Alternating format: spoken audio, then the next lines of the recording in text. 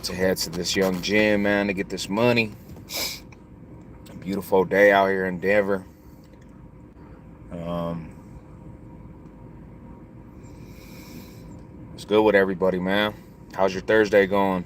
I know it's a little early to do a live, but what's good with everybody, man? How's the Thursday going, man? Who's ready for some young football? A lot of stuff going on around these parts.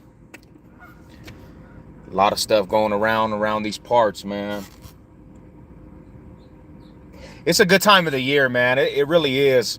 It's a good time of the year because everybody, man, got their views and opinions, and everybody's ready to see different things, man. And some people are ready to see what the team's gonna do. Some people are ready to see if we still got a lot of hoes, and we got to see what's going on, man. I'm hoping they don't play any starters this coming up weekend against the Bills. I'm hoping that we don't put anybody at risk for injury. Um, I want to see Seth Williams get more playing time. I want to see, what I'm saying, the young rookies get more playing time. I like what I seen from the rookies last year, bro. Last week, Seth Williams and, you know what I'm saying, Brandon Johnson, Kendall. You know, I liked what I seen in the secondary, man, to put some depth on this chart of the Broncos. You know what I'm saying? And it's gonna be a good thing, man. I gotta wake up. I ain't even had no coffee yet. I'm still trying to wake up right now. Let's see if there's some water. Oh man, what's the drill? What's good? Who's tapping in right now, man? I guess everybody's sleeping.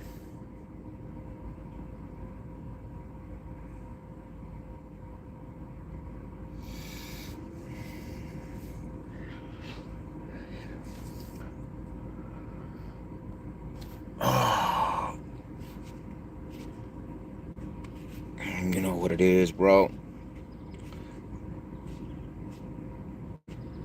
You know,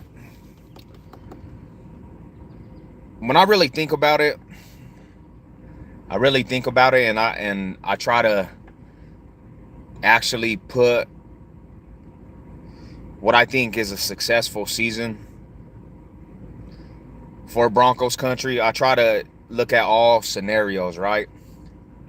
And I know the ultimate goal is a Super Bowl, right? At the end of it all, bro, that's the most important thing. Nothing else really matters.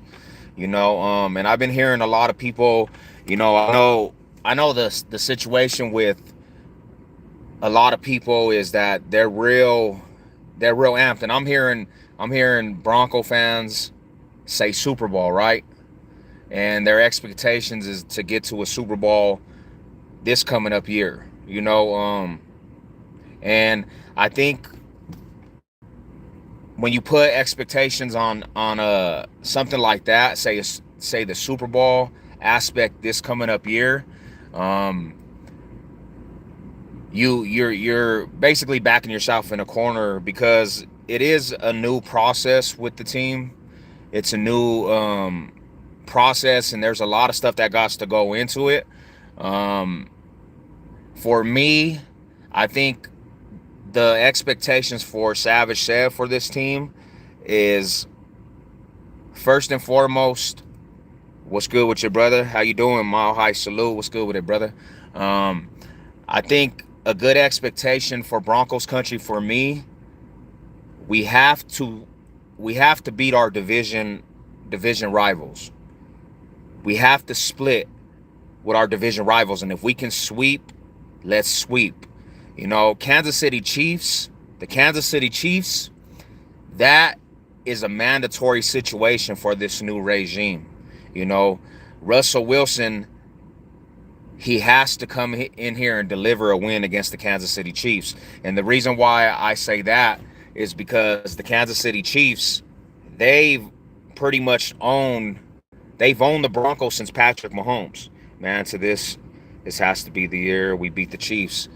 And that's 100%, Duke. To be truthful, man, like my thing is, we've been since Patrick Mahomes has come into the league, and he's become the quarterback of the Kansas City Chiefs. Um, we've took loss after loss after loss, and it's unacceptable at this point. We ain't never been one of them teams that just get owned by teams, bro. And the Kansas City Chiefs, especially in this division, homie, especially in this division, like that's unacceptable to lose. What is it, 13, 14 games in a row to at the hands of one team, at the hands of one quarterback? That's the first that's the first order of operation for Broncos country, man. Get over that hump, get a W. You know what I'm saying? And we've been close. Don't get me wrong. We've been close the last couple years, and I think honestly, for a couple different mistakes that the Broncos country did at certain points of the game, we would have won the game, but we didn't. Yeah, 5 years, 5 years at single-handedly losing to the Chiefs. That's why I think it's so important, Russell Wilson. Even even the slow process, it's mandatory he beats the Chiefs. It's mandatory. It all starts in the division, man. Oh, I sometimes I hear, it don't really matter. You know what I'm saying? If you're not going to the playoffs, and that don't really matter. But you have to beat your division opponents. I think we split with the Raiders. I think we split with Kansas City. We always have an opportunity to beat the Chargers because that's one of the teams that we always have better luck with. You know what I'm saying? But the main focus of the first operation for Broncos country, I feel, and it's just my opinion, get over that hump to beat the Chiefs. Second order of operation for Broncos country this year, you have to be 500, above 500 when this season's all said and done, man. You have to be above 500, no more below 500 football team. Like, that's unacceptable. That's unacceptable. I'm like, Chubb, bro, I hate them. I'm like, Chubb, bro, I hate them. Me and you both, brother, like straight up. I have never ever before the Patrick Mahomes era, I never had hatred towards the Chiefs because the Chiefs were always that team that was just, it was just dysfunctional. Like, it didn't matter what they did, bro. They wasn't gonna do nothing, bro. That's why it took so long for them to win a Super Bowl ring. And I moved to Kansas City, Missouri in 2016. And you didn't really see the spirit of the Chiefs kingdom out there.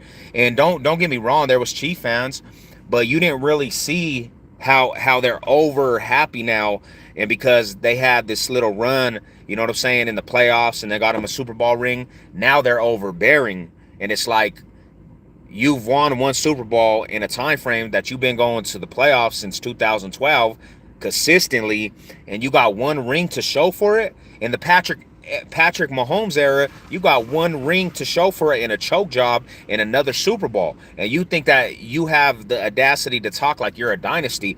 No, dynasty comes with them rings, that ring check. Dynasty comes with winning multiple rings in a certain amount of time. You ain't no dynasty because you go to the AFC Championship multiple years in a row. That's not a dynasty. Let's be real. You got to win a back-to-back series before you even think about be calling a dynasty. Like, that's the thing, and that's why over the years I've definitely had a hatred for the Chiefs, man. Their fans, everything about them, thinking that they can say 16-0, 17-0, like, it's just not a good look. You know what I'm saying? So that's one of the big goals, man. It's to beat the Chiefs 500 at the end of the season. We need to be above 500, man. We need to be making some noise, you know what I'm saying, to at least try to get a spot in postseason play. Try to get a spot in wild card play, man. Either one I'll be happy with. Either one I'll be happy with, getting into a wild card and playing meaningful football, because we haven't had it. We haven't had it since Peyton Manning's era. We haven't had it since the Peyton Manning era. So getting a wild card don't sound bad to me. It's you got to crawl before you walk And that's the thing about it. Let's get in them positions. You know what I'm saying? Get to a postseason. I'm not even saying, you know what I'm saying, you have to get in the postseason and go on this run. What I'm saying is let's get there. You know what I'm saying? That's the goal for me. You know what I'm saying? And I'm just, for me, I look at the scenario of like everything that's building around Broncos country, and from, you know what I'm saying, just the energy of the coach. Like, I love the energy of the coach. I love him being a coach that players can gel around and magnetic around. He's not, I know they say Vic Fangio was that old school mindset, but nobody even liked Vic Fangio in that locker room. There was rumors and there was things that happened in the locker room where the players wouldn't stop listening to Vic Fangio. There was people that literally started going at what Vic Fangio was saying because he was not a player type coach. Like, who wants to play for that mindset where, it's just dull, bitter, beer face? Like, you're not happy, bro. You're just like, nobody wants to play for that kind of energy, bro. Nobody wants to play for that kind of energy. I think we can sweep the Bolts and the Raiders. I'm all for it, man. That would be even better. You know what I'm saying? Let's get some sweeps. Let's get them brooms out. Let's get them brooms out, man. Let's get to business. You know, I really, really feel like this is the year we break that streak, man. And people could call me crazy, but you look at the scenarios in the AFC West. Yes, you have Patrick Mahomes. You have Patrick Mahomes. He's the X factor. He's Patrick Mahomes. But when I look at it, bro, his safety belt is no longer with the Kansas City Chiefs. Tyreek Hill, you could say all you want. Oh, who made who? Tyreek Hill bailed out Patrick Mahomes in a lot of plays. You have that deep threat down the field, the speed, and your secondary has to game plan for that type of speed. It takes your attention off other players. You know what I'm saying? It takes your attention off of Travis Kelce's. It takes your attention off the other wide receivers when you have that long threat down the field and it's on human-like speed. You don't have that threat no more. And I know Juju Schuster, I know they're going to talk about him, but he is not no Tyreek Hill. He don't have that speed. You don't have to, Foos can lock that fool down. It's not no double teams because outside of playing with Antonio Brown, what has Juju Schuster done? Like, come on, man. Let's be real. And they don't have a defense. They don't have a defense over there that scares anybody.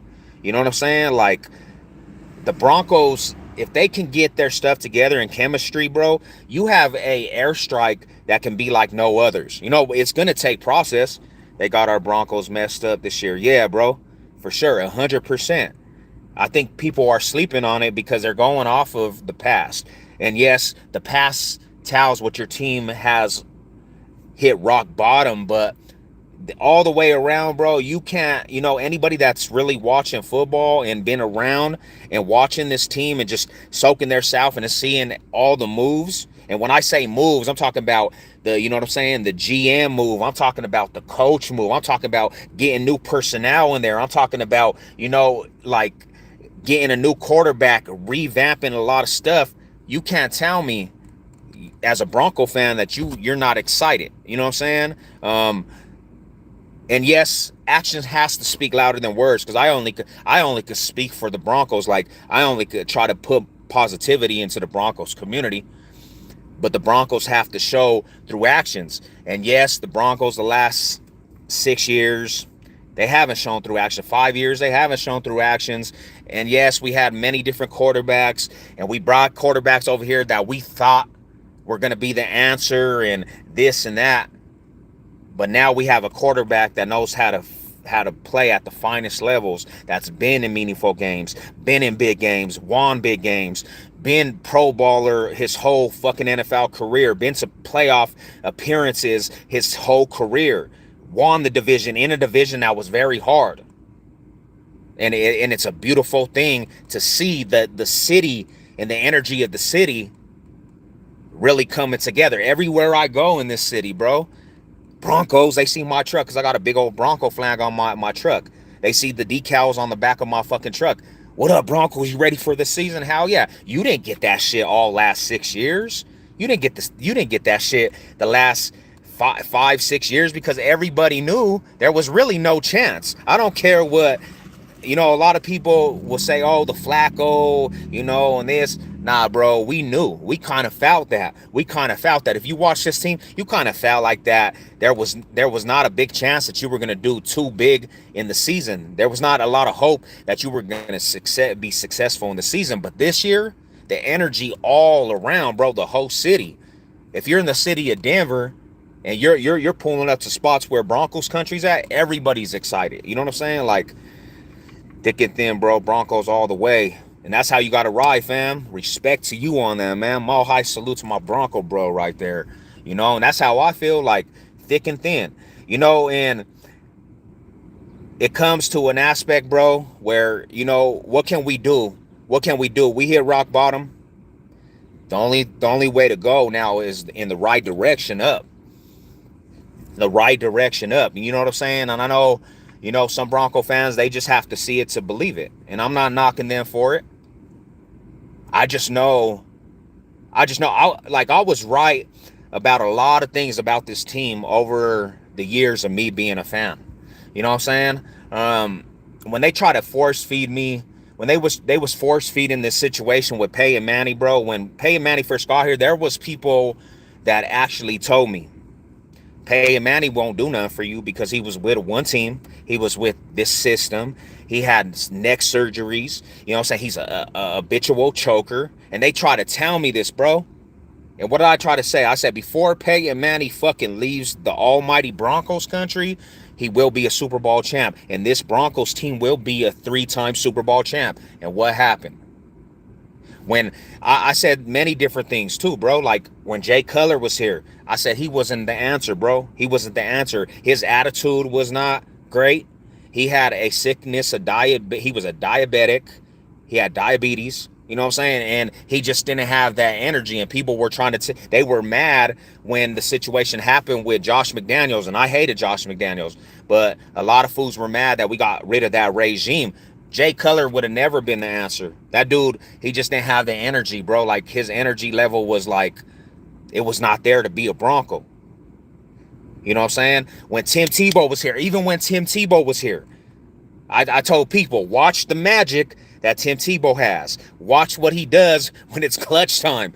You know what I'm saying? And Tim Tebow could be the most trash player for 3 quarters. You give him the 10 minutes and this fool's gonna somehow get 3 possessions and 3 touchdowns in a minute and a half. Like, that was Tebow magic. And I said, don't count that boy out. People never wanted it. Oh, he sucks as a quarterback. I don't believe he ain't coming back in this game. What did they do? Tim Tebow always had that Tim Tebow magic. You already know, Rada. You know what it is, man. Yeah, we're gonna be doing a lot of live streams, bro. So pull up to the live streams. You're more than welcome all the time. I got some stuff brewing for the 16 pick for this coming up season, man. And all my Bronco fans, bro, this is a platform that we all can come discuss. Even the Bronco fans that are pessimistic, y'all are more than welcome to always come discuss. But you ain't gonna get no pessimistic shit out of me.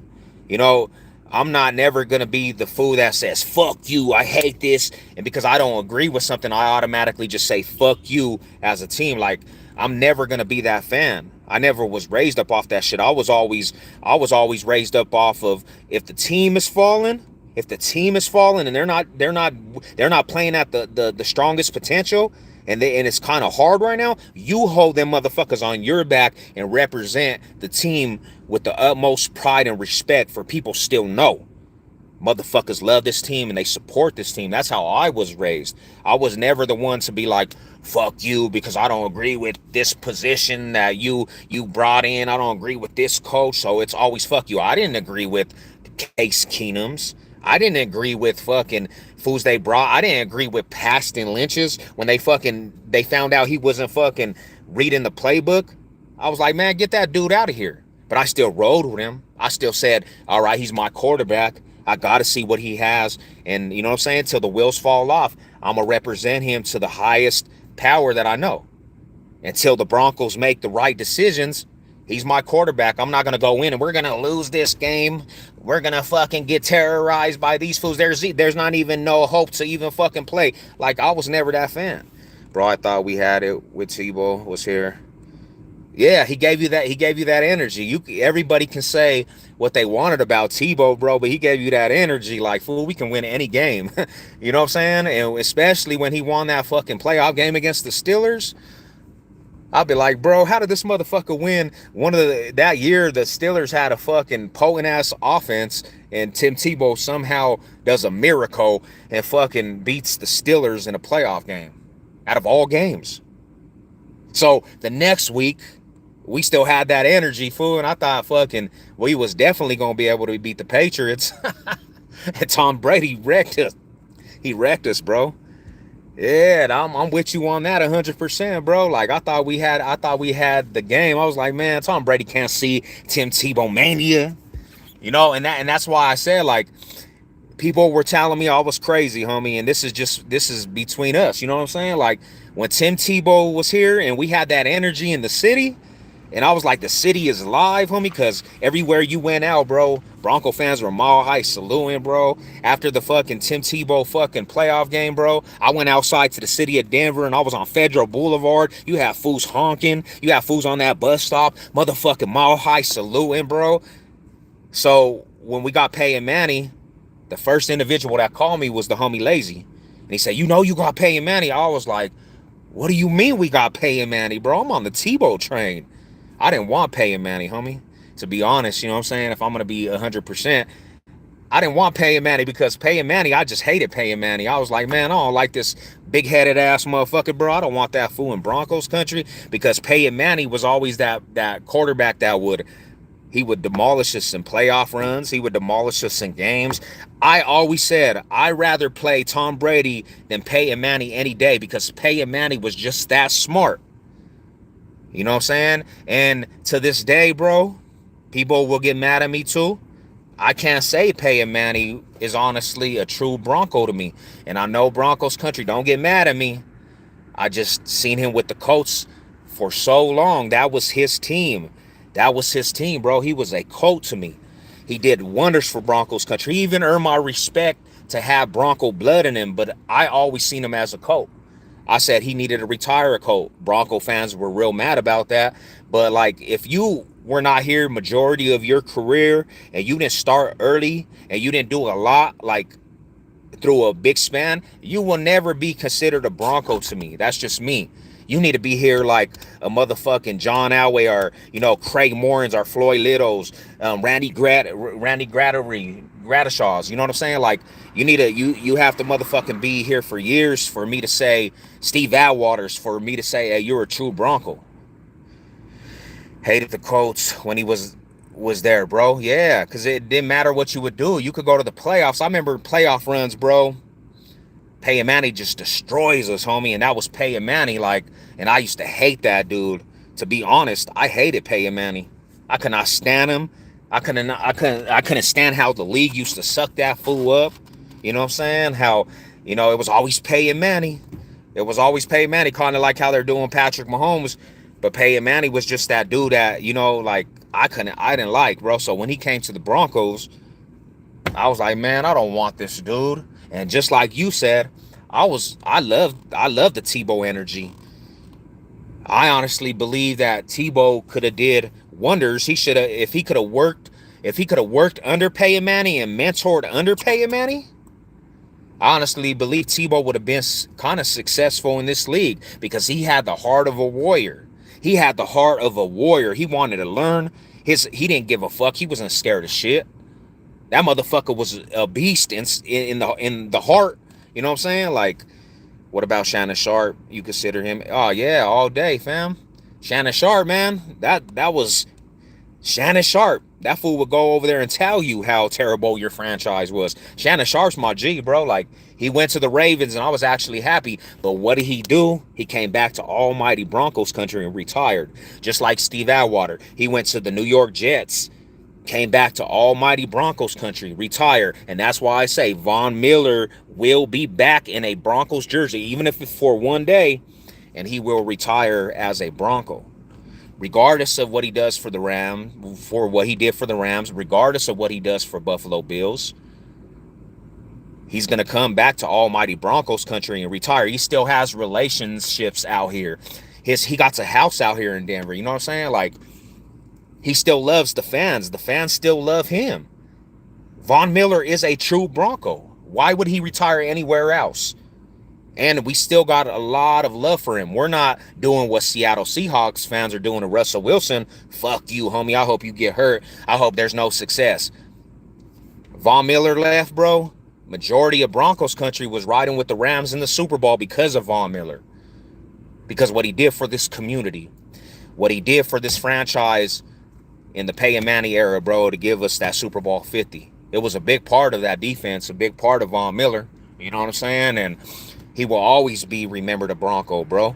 You can't tell me no different. That dude used to be in the communities out here. This fool used to go to my brother's tattoo shop over there at Filthy Families Tattoos on Colfax, and all them Broncos will be over there, bro. I would be over there chopping it up with motherfucking Justin Simmons and all them fools. You know, like Von Miller, Brandon Marshall, Shane Rays. Like, they would always be at the tattoo shops. You know what I'm saying? And he would always show love to everybody, bro. Like, he was a very humble individual. So, you know, it's a beautiful thing. And all we can do now, man, we hit rock bottom, Broncos country. We definitely did. You know, we definitely did hit rock bottom. But like I said, when this was all happening, you gonna remember these days, and you gonna be so much more you're gonna have a lot of more appreciation for what's to come. We got through that shit. We got through the bad days of waking up on Sundays and being like, cuz we might not win this shit.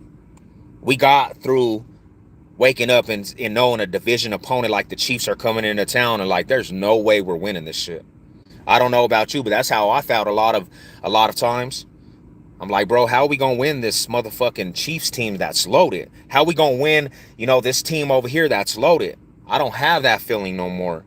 I don't have that feeling of going into the motherfucking season. I'm like, bro, it's another fucking below 500 season. Like, that shit's gone, bro. That's in the past. I'm rejuvenated, bro.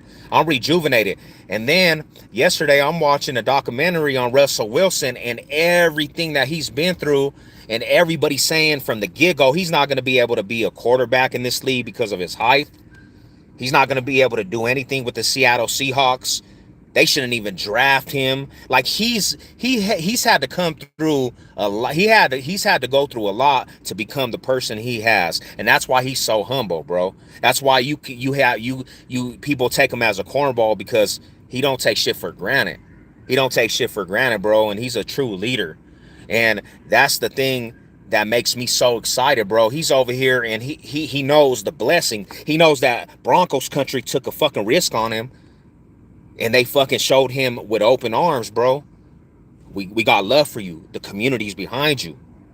So now what is he going to do? It makes you want to play harder for that community that has love for you. Because for me, I always want to do good for people that got love and respect for me. I don't want to be with I don't want to be with uppers that don't appreciate. And that's one thing I think with Seattle, they didn't appreciate that dude, bro. They didn't get him no protection.